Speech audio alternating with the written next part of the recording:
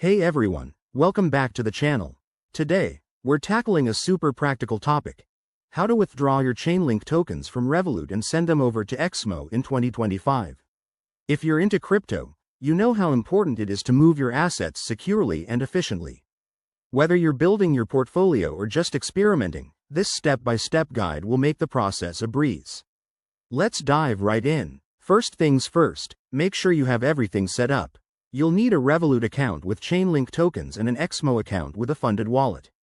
Remember, crypto regulations might have changed by 2025, so always double-check for any updates on fees or restrictions. Step 1.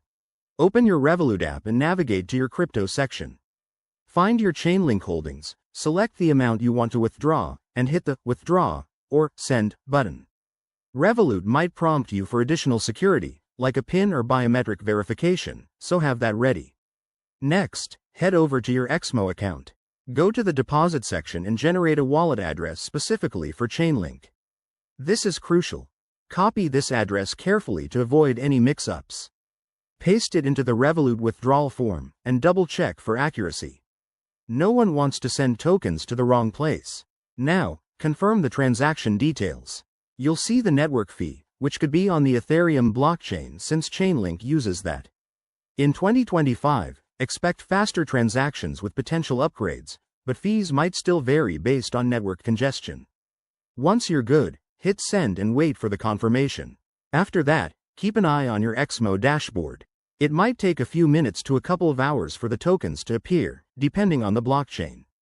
Once they do, you're all set. Always verify the transaction on a blockchain explorer like Etherscan for peace of mind. A quick tip. Be aware of security risks, like phishing scams, so never share your private keys. And if you're new to this, start with a small amount to test the waters. Thanks for watching. If this helped you out, give it a thumbs up and subscribe for more crypto tips. See you in the next video.